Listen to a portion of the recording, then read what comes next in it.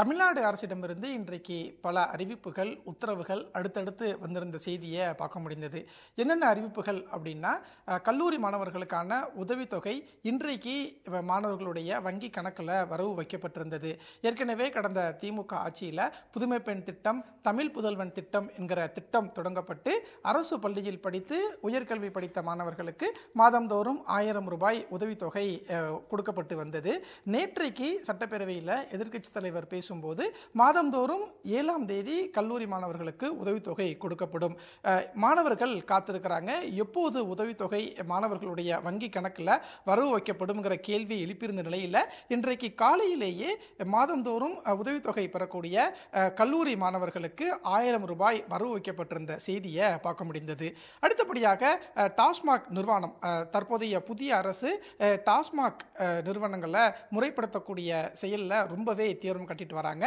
அந்த வகையில் ஏற்கனவே கல்வி நிலையங்கள், பேருந்து நிலையங்கள், வழிபாட்டு தலங்கள் அருகே இருக்கக்கூடிய 717 டாஸ்மாக் கடைகளை மூடக்கூடிய உத்தரவு அப்படிங்கிறது பிறப்பிக்கப்பட்டிருந்தது. இந்த நிலையில் இன்றைக்கு மீண்டும் ஒரு எச்சரிக்கை கொடுக்கப்பட்டிருக்கு. அதாவது 21 வயது பூர்த்தியடையாத அவர்களுக்கு மதுப்பாட்டல் விற்கக்கூடாது, அப்படி மதுப்பாட்டல்கள் விற்றால் அந்த ஊழியர்கள் மீது ஒழுங்கு நடவடிக்கை எடுக்கப்படும் அப்படிங்கிற ஒரு எச்சரிக்கை கொடுக்கப்பட்டிருக்கிறத பார்க்க முடிகிறது.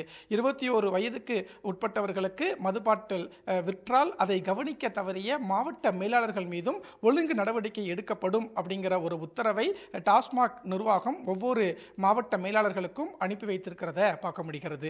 அடுத்தபடியாக அகவிலைப்படி உயர்வு, அரசு ஊழியர்களுக்கு 2% அகவிலைப்படி உயர்வுங்கிற செய்தியை தமிழ்நாடு அரசாங்கம் வெளியிட்டிருக்காங்க.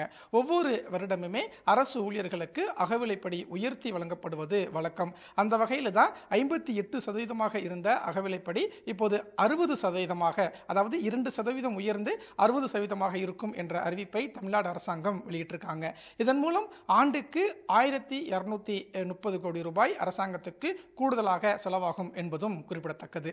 அடுத்தபடியாக தமிழ்நாட்டினுடைய நிதிநிலை, தமிழக அரசினுடைய நிதிநிலை எவ்வாறு இருக்கு அப்படின்னு நிதித்துறை செயலாளர் உள்ளிட்ட முக்கிய அதிகாரிகளோடு முதலமைச்சர் விஜய் இன்றைக்கு ஒரு ஆலோசனையில் ஈடுபட்டிருந்தார்.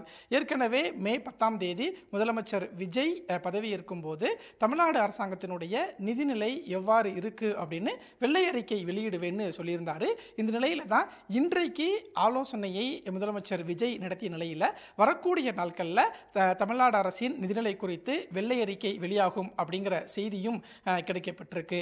அதே மாதிரி மகளிர் உரிமை தொகை, கடந்த ஆட்சியில் கலைஞர் மகளிர் உரிமை தொகையாக 1000 ரூபாய் கொடுக்கப்பட்டு வந்தது. மே மாதத்துக்கான உதவித்தொகை எப்போது கிடைக்கும் என்ற எதிர்பார்ப்பில் உதவித்தொகை வாங்கக்கூடியவங்க காத்திருக்கக்கூடிய நிலையில தான் இன்றைக்கு தமிழ்நாடு அரசாங்கத்திடமிருந்து ஒரு அறிவிப்பு வந்திருந்தது. அதாவது மே மாதத்துக்கான கலைஞர் மகளிர் உரிமை தொகை விரைவில் வங்கி கணக்கில் வரவு வைக்கப்படும் அப்படிங்கிற ஒரு அறிவிப்பை தமிழ்நாடு அரசாங்கம் வெளியிட்டிருந்தாங்க. அதே மாதிரி இந்த உரிமை தொகையை மறுசீரமைப்பதற்கான கால அவகாசம் தேவை அப்படிங்கிற ஒரு அறிவிப்பையும் தமிழ்நாடு அரசாங்கம் அந்த செய்தியில் சொல்லியிருந்ததை பார்க்க முடிந்தது. இதற்கு விமர்சனமும் வந்து கொண்டிருக்கிறது. முன்னாள் முதலமைச்சர் மு க ஸ்டாலின் சொல்லும்போது, ஏற்கனவே இருக்கக்கூடிய ஒரு திட்டத்தை தொடர்றதுக்கு எதற்காக கால அவகாசம் தேவை அப்படின்னு முன்னாள் முதலமைச்சர் மு க ஸ்டாலின் கேள்வி எழுப்பியிருந்ததை பார்க்க முடிந்தது. மாதம் 2500 ரூபாய் கொடுப்போம் அப்படின்னு தற்போதைய அரசாங்கம் சொல்லியிருக்காங்க. ஆனால் 1000 ரூபாயை கூட கொடுக்கறதுக்கு ஏன் சிக்கல், இதுதான் தற்போதைய அரசாங்கம் சொல்லக்கூடிய மாற்றமா அப்படின்னு முன்னாள் முதலமைச்சர் மு க ஸ்டாலின் கேள்வி எழுப்பியிருந்ததை பார்க்க முடிந்தது. அடுத்தபடியாக IPS அதிகாரிகள் மாற்றம், ஒவ்வொரு புதிய அரசாங்கம் வரும்போதும் IAS IPS அதிகாரிகள் மாற்றம் இருப்பது வழக்கமான ஒன்று. அந்த வகையில் இன்றைக்கு 9 IPS அதிகாரிகள் மாற்றம் இருந்ததை பார்க்க முடிந்தது. உளவுத்துறை DIG மாற்றம் உட்பட மாவட்ட SPகள் என இன்றைக்கு மட்டும் 9 IAS அதிகாரிகள் மாற்றம் இருந்தது. இப்படியாக இன்றைய தினம் தமிழக அரசிடமிருந்து பல அறிவிப்புகள், பல உத்தரவுகள் வந்திருந்ததை பார்க்க முடிந்தது.